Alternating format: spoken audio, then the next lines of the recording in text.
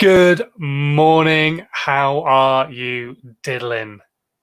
Excellent. Me too. Thank you very much for asking. Welcome to Wednesday. Welcome to another episode of Dazed and Confused.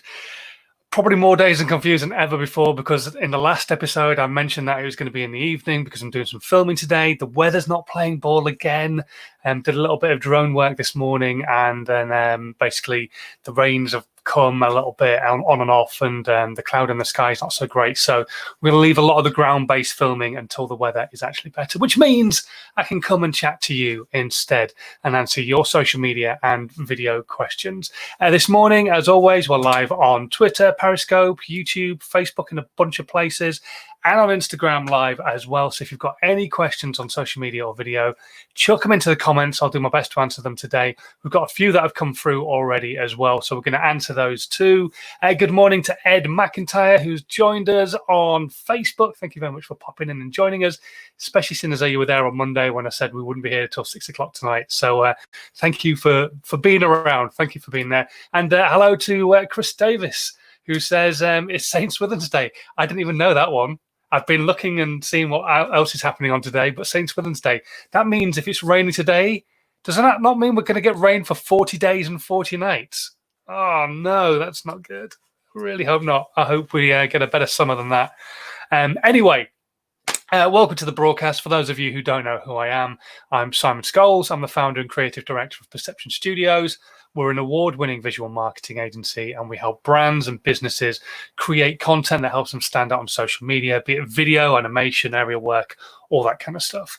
However, a few years ago, it became obvious to me personally that not every brand, not every business had a massive marketing budget that they could spend on having content created on a regular basis.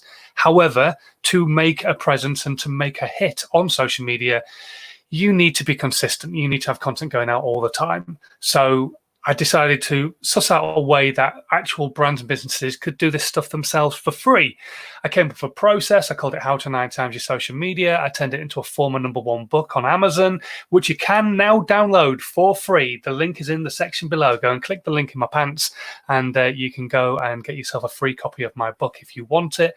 And so, yeah, that's what this broadcast and all the broadcasts I've done are all about, and all my content is all about, in fact, just trying to help you get started on your content creation journey, trying to get you making new content on a regular basis for your brand, for your business, so that people are more aware of you on social media. You can grow an organic audience. So then when it comes to actually doing the sell, because you still need to spend money to kind of get customers to come in through the door, they can still take a look at your stuff and go, these people know what they're talking about. I'm more than happy to go and work with them because they're personable. I like them, or whatever the reason might be to them.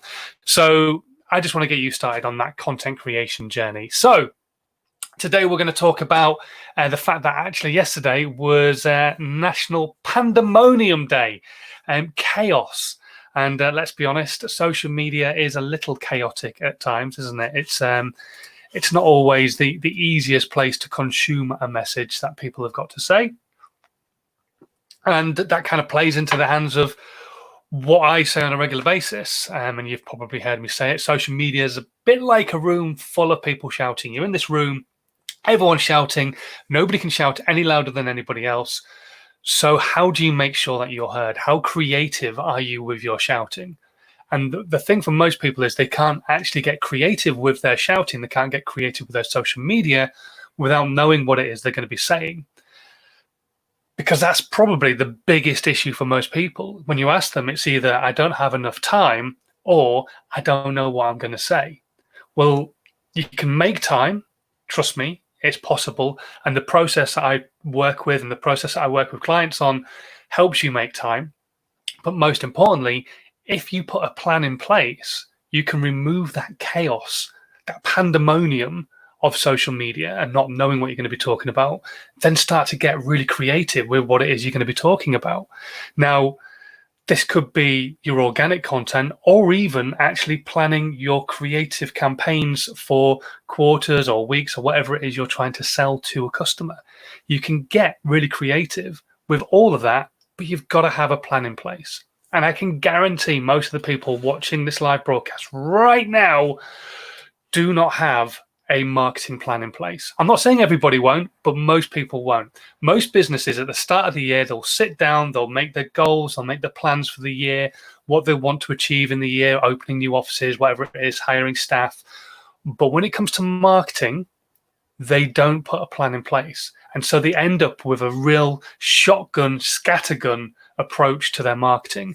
And it's one message over here on social and another message over there on social and another message over here on social. And sometimes they're quite good at being social on social media, sometimes they're not, but the message is a little bit muddled.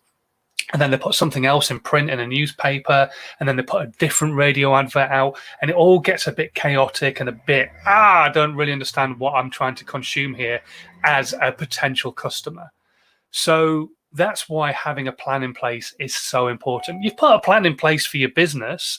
Why would you not put a plan in place for your marketing so that you understand exactly where your marketing is going over the next 12 months or even at least like 4 weeks? We are fast approaching August. No faster than any other month, obviously, but on what date are we? Are on the 15th. So you are halfway through the month, basically. We've got 16 days left. That means you've got 16 days to plan next month's content. Now, it would be great if you could plan next week's content, but I'm not saying to do that. What I'm saying is have a think about planning next month's content, planning 4 weeks worth of content so that you know exactly where you're going to be going in August. What are you going to be saying in August? By the time we get to the 1st of August, you will know exactly what you're going to be saying and talking about.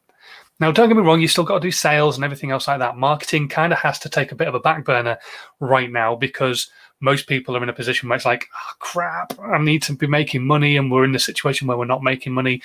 But marketing always still needs to be present, just maybe a slight back burner right now, sales first, then marketing. But you still need to be doing the marketing stuff. You still need to be getting out there on social media and talking to people and putting that value out. So if you can put a plan in place, it's going to help you massively, because that way you'll know what you're going to be talking about. You've already done your planning. In fact, you could do it this weekend. You could plan the whole of August content and then go, right, okay, well, why don't I start creating this stuff? Now, you don't have to do the live videos that you might potentially have into your content creation, but you could do the recorded stuff. You could write your blogs. You could make your memes. You could even run the audio off the videos that you've made and turn those into podcasts.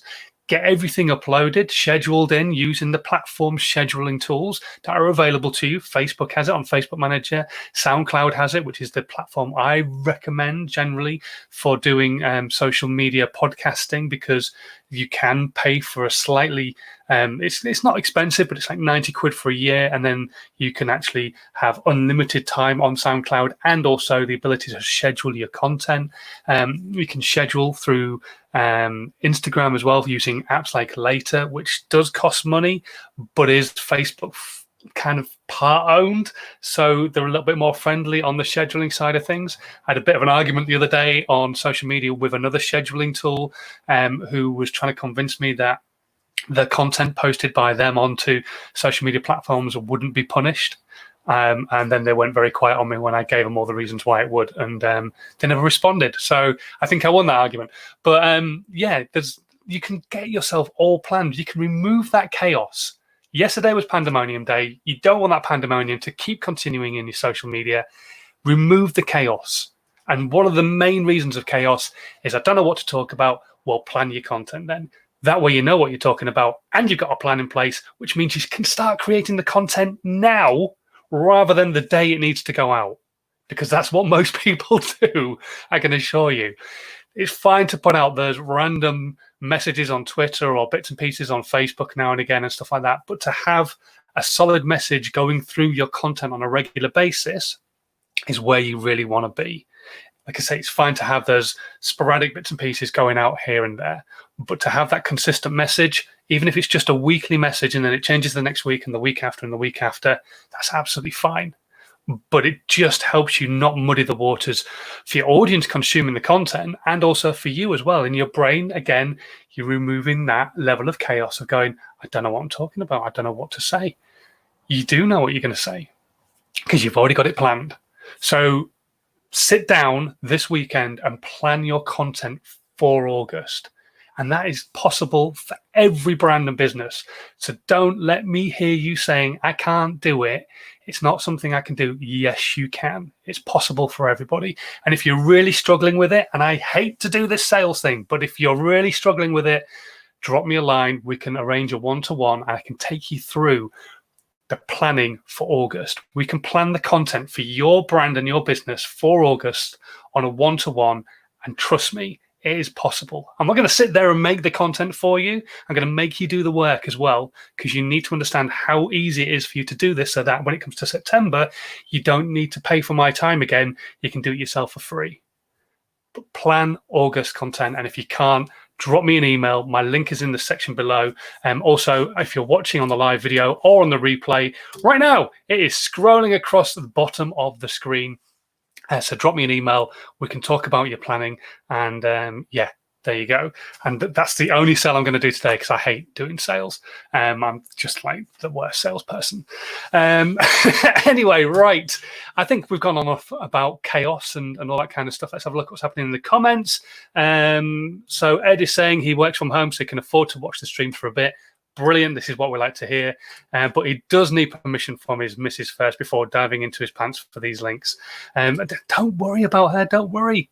She'll be fine with it. Just dive into the back of my pants for my links, dig around there, find what you need, and leave the rest behind.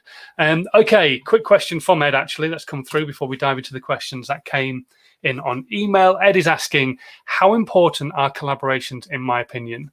Massively so. And if I had the time to do more collaborations, I would definitely be doing them on a far more regular basis. And in fact, it's one of the plans for later on this year to try and get more regular collaborations going on, because they are so important. Basically, if you don't know what a collaboration is, and it depends on the type of content that you're collaborating on, but you can collaborate on blogs, you can collaborate on photographs even, you can collaborate on podcasts, videos, all sorts of different things. So I think collaborations are great because what you're doing is potentially cross-pollinating each other's audiences. Now, it's all well and good reaching out there to people with millions of subscribers. And Gary Vee's a perfect example of this at the moment. He's doing Tea with Gary Vee. It's a little bit sporadic at the moment, but he is doing Tea with Gary Vee, getting people coming in on his content, asking questions. And then now and again, they'll be popping up their social media links and all that kind of stuff on the different banners. They're using StreamYard to do it. And so, yeah, their social media links are popping up of these guests and stuff like that, which is brilliant, absolutely awesome. And then that cross-pollinates his audience to them, which is brilliant. That's a form of collaboration. And so that's the kind of collaborations you want to be potentially looking to try and do, is collaborations with people who have got a much bigger audience than you. However, what you really want to be doing is reaching out to those people with an audience that is similar to yours or slightly bigger. Because if it's slightly bigger, that's brilliant, especially if they get the interaction on their content, because then you're going to cross-pollinate to a whole new audience, and it's going to be slightly bigger. So there's more chance of those people potentially coming over to your content as well. So don't reach stratospherically. Don't get me wrong. It's good to do that now and again and reach out and ask people if you can be on their content or if they're happy to be on yours. That's absolutely fine. But be more realistic in the people that you're contacting on a regular basis, and do it with smaller creators, people who are around your level of followership, subscribership, whatever that might be, whatever the platform is that you're looking to create the content on. And then hopefully they can come and join you and, yeah, be content creators. I'm just going to close my window. We've got something going on outside. I don't know what, but go away noise. Okay, so Ed McIntyre is also asking, any tips for people who have a bigger following than you to collaborate with you? Any tips on convincing them to work with you? It's purely asking, and what is it you can offer them? Maybe, I don't know, maybe you can offer them access to somebody, and maybe you could just remove a level of pain for them. Just look at their content and just say, look, I just want to offer you something. I'd really love you to be on my podcast. I've got this amount of audience. These are the regular plays that I get. Give them almost like a mini media pack in the email, Don't get too intense with it, and just look. I'd really love you to be on the content. Ask them and tell them why you'd love them to be on the content as well. There must be a reason other than the fact that they've got a huge audience. Like, for example, if I wanted Gary Vee to be on this content, it wouldn't be, Gary, I want you to be on my content because you've got millions of people who subscribe to me, to subscribe to you. It would be, I want you to be on my content because I believe we've got the same viewpoint, whatever. And I would word it when I write it. I've not really thought about it right now because it's not something I've ever really thought about doing or asking. But yeah, you've got to find some way of offering them something in return. And I think you would probably be able to do that, especially with the content that you create, Ed. Definitely. So have a think about it. So here we go. You got a guy with over 1 million subs to collab with you and George. Fair play. To be fair, I wasn't really aiming to collab with George. He was on Twitter, and this is the story behind George and I meeting. For those of you who don't know, I'm talking about George Benson is a YouTube creator, formerly known as Header of Buffalo, makes content about Chelsea Football Club and about football generally. Done all sorts of different guises over the years. And so George was in the gym. I had no idea who he was. Kind of recognized his face, didn't know why. Probably thought I'd just seen him around town. And he was in the gym I go to. And he was fanning around on his phone. I just went, dearie me, you're here to work out, not to go on your phone. Not realizing he was probably posting content on one of his social media channels with millions of people following him. So never thought anything of it. Got home and I was watching a vlog from somebody who I used to quite admire, still do, Ben Brown. Creates great content, and George was in that vlog. I was like, hang on a minute, I recognize that face. So found him on Twitter, tweeted, that moment you're watching a video, and blah, blah, blah. And then he just replied back and laughed and then followed me. And we never really thought of anything since then. And then suddenly George said on social media, does anybody know a good place to go for a coffee in Newbury? At which point a new coffee shop had recently opened. I said, yes, I do. Go check these guys out. I'm often in there working, so say hello when you do.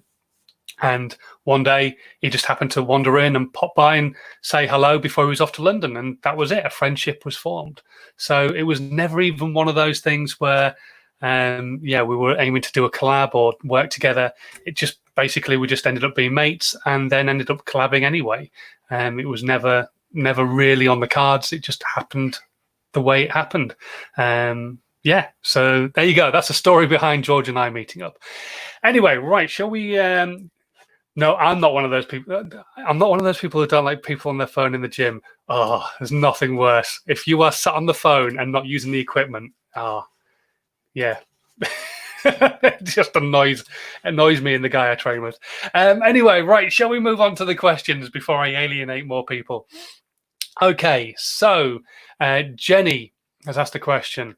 I want to put all my business social media links onto Instagram. Not possible. However, she's asking, is Linktree the best way to do this? Okay, I had an argument with Linktree about this on Twitter a few weeks back now. And so it's 6 of one and half a dozen of the other. Jenny, if you don't have a website and you want all your links in one place, Linktree is probably one of the best places to go. They have a really good Google rating. It will help people click through to your content on other platforms. Absolutely, that's fine and dandy. However, and this is where my thought process and Linktree's thought process completely is different, is the fact that they think everybody should have a Linktree account. Obviously, that's their business. For me, if you have a website, I would 100% recommend you create a page that is hidden on your website with all your social media links on and use that as your link on Instagram so that people can visit your website. You want web traffic, after all. The way to rise up Google rankings is to get good web traffic, to get people visiting you. And if you've got an audience who are likely to go to your profile and click on a Linktree link, why would they not click on a link to your website instead? I would much rather have 10 people coming straight to my website rather than going to Linktree to then come to my website. I don't understand the point in that. absolutely just I don't get the reasoning behind that. There is no reasoning behind that. So if you've got a website, create a hidden page, put all your social media links on there, then use the link for that page as your Linktree link effectively on whatever social media platform you want to use it on. I use mine on TikTok, I use it on Instagram, I use it on other platforms. When people say, what are your social media links? I send them all that way. So yeah, that's what I would recommend doing. I cannot fathom why you would send people to another website. You want people to visit your website. And the thing is once they're there, not only will they get your social media links, but they also might click around and see what else it is that you've got to say, maybe what it is that you do. If you've got a shop on your website, they might buy something. It just seems makes more sense to me, far more sense to me than actually, using an external website to get them to click there, to click back, add whatever. So yeah, if you've got a website, do it on your own website. If you don't have a website, fine, Linktree, great. So yeah, give them a go. I'm not saying Linktree is the devil incarnate, because they fill a gap for those people who don't have a website, but I wouldn't necessarily recommend that you use them if you do have your own website. Okay, let's have a look, see what's happening here. We are currently still live on Instagram. That is good to know. Right, let's have a look. Sao asks the question, what's the best sales and branding strategy when doing sportswear with a pre-order sales model? So I'm basically, to understand this, let me get this right in my head. You release a product, but it's all pre-order. So I'm going to sell these SD cards, but they're not available yet. You can pre-order them, and then I'm going to send out the pre-orders. Okay. The best way to do that, knowing that I've looked at some of your social media as well, is that you are an ethical sportswear brand. And so I would concentrate on what is ethical about your brand, and then create content that is specifically about those ethics to the audience that you're creating for.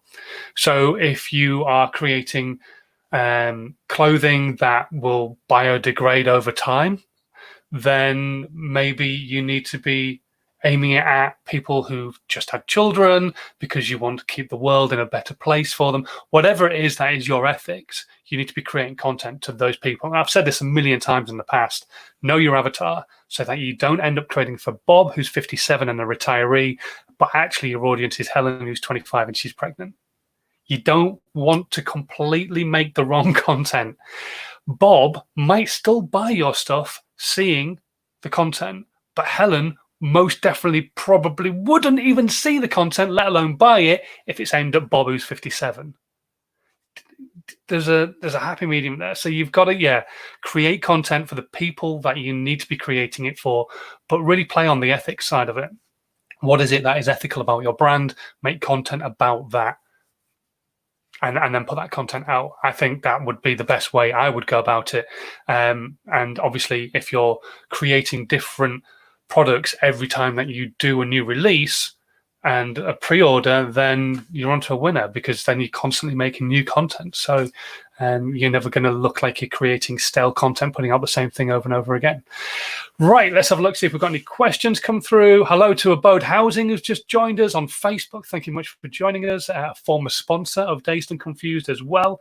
Ed saying, never heard that story about how you two met. How cool, and helping a local coffee shop in the process. Brilliant, absolutely. Unfortunately, that coffee shop closed, and we went to Harrison's, and then they closed as well. Maybe we're just the bearers of bad tidings for coffee shops. I don't know. Let's have a look.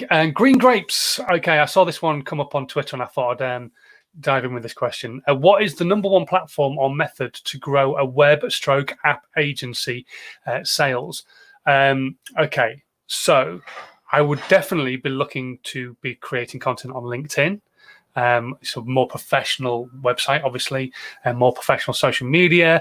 And there's going to be a lot more people there looking for more specifically the app side of things. But Facebook is still a great place to be. And if you are just a fledgling company, you are only just starting to grow, or not even growing yet, you've not really done a lot of work, Facebook is a great place to go and look at all the local networking groups for your area. Maybe even go and join them on networking when it all starts to happen again. Maybe they're doing it online at the moment on Zoom. Go and join in some of those networking sessions, especially if they're free or really, really cheap. Get in there and just start letting people know who you are, looking at your portfolio of work perhaps, and yeah, just reaching out and offering your services to those new people who are joining those groups as well, because you're new, they're new. Hopefully you're not charging the earth for your services just yet. If you're a completely new business, you need to get people coming in through your door. I'm not saying do stuff for free, God forbid. But you could potentially offer people things on a budget or on payment schemes or all sorts of different types of things just to get you started and get them started. So I would definitely be looking at local networking on things like Facebook, see what groups are out there, and then see who you can join in with on their Zoom calls or their get-togethers. LinkedIn, definitely you need to be there and putting content out as well and pointing out what your portfolio actually looks like. Yeah. Definitely. So hopefully that's helped a little bit for you. Oh, here we go. Oh, thank you very much, Abode Housing, saying any firm out there who wants to ask Simon for information to be a show sponsor. Well, absolutely. If anybody out there does want to be a show sponsor, you can sponsor the broadcast. Your logo gets put up here on every broadcast and all the edits as well that come out of it too. And I talk about you as well. So but it's a win-win situation. A Yorkshireman talking about your awesome business. Right, let's go to the final question that's come through on the emails. TC asking, as far as staying consistent with DMs and bugging people to get things done and get their attention, when is the right time to move on? Okay, so number one, you should be doing this to multiple people. One of the things I recommend, if you don't know what he's talking about, is if you want to try and work with somebody or a particular business, drop them a DM on social media. It's a great way of reaching out to people because not everybody does it. So you don't necessarily have to approach somebody who gets a lot of DMs because people tend not to do that kind of thing. It's almost I very rarely see DMs coming through on like Twitter and stuff like that. So when I do, it's like, oh, right, okay, let's have a read of that. So definitely look at DMing people that you would love to work with or who you think might be your ideal client, so on and so forth. TC's asking, when's the time to give up if I'm trying to reach out to somebody and they're kind of ignoring them? So there's an old saying in sales, and it is a person doesn't, or a business doesn't mean no until they've said no 7 times. Until then, it's usually just not yet. If they tell you to F off, it probably means no. But until then, just keep asking. If they ignore you 7 times, if you've approached them 7 times and they've ignored every single message that you've sent to them, potentially they're not seeing it. So just keep going. But if they've kind of said, no, thanks, maybe just say, not a problem. I tell you what, I'll come back to you again in a few weeks' time and see if the situation's changed. Go back again. No, thanks. And if they say no, thanks 7 times, then you know it's pretty much no. But yeah, it sounds like you would be pestering them. And I know it feels really awkward. But yeah, apparently, I don't know whether the situation has changed these days, but no doesn't mean no until they've said no 7 times. 7 times. In my entire being, that feels like really weird to probably reach out to somebody 7 times until I decide that they definitely mean no. But yeah, give it a go. Just keep asking. Keep asking. If they're completely ignoring you, they might just not be getting seen. Depends on who you're trying to reach out to. If you're reaching out to someone like Richard Branson, then the guy is going to be inundated with DMs. But if you're reaching out to somebody who's an influencer, they might not get as many DMs as you think, and maybe they are just ignoring you. So just keep asking. At some point or another, they might go, oh my God, this person again. Right, okay, what is it you want? And then go from there. Okay, so hopefully that helps, TC. Right, okay, we've been going for 30 minutes, which is quite a while. I am going to nail this down. What's the saying? I don't know. I'm going to end this broadcast. There we go. That's proper English, isn't it? If you do have any questions, though, and you've been watching this live and you sat there going, I really want to ask this, but I don't really want to be seen asking it, then drop me an email. My email address is in the description box below, whether you're watching on the live video now, the replay, or listening to the podcast this evening when it goes live. So please feel free to drop me a question on my email, and I'll be more than happy to either answer on email, or we can put it into the live on Friday when we go live. But until then, thank you so much for watching, as always. It does amaze me people come and watch this on a regular basis. So thank you so much. Hit that subscribe button if you haven't done already on the platform of your choice that you're watching on at the moment. And don't forget as well, it's just as easy to hit subscribe as it is to hit the share button. So if you think your audience would appreciate this content, would get some value from it, please do share it on your social media platform of choice. Even Instagram has the ability to share. IGTV, which is where this full episode will be, you can still share from IGTV. You can still share a segment of this live on your Instagram stories to your audience. So there's an ability to share on all the platforms that we go live on. And until Friday, thanks for watching. Stay safe. And I would say enjoy the weather, but it's a bit rubbish out there. So just stay safe and have a good one. Thanks for watching. See you soon. Bye.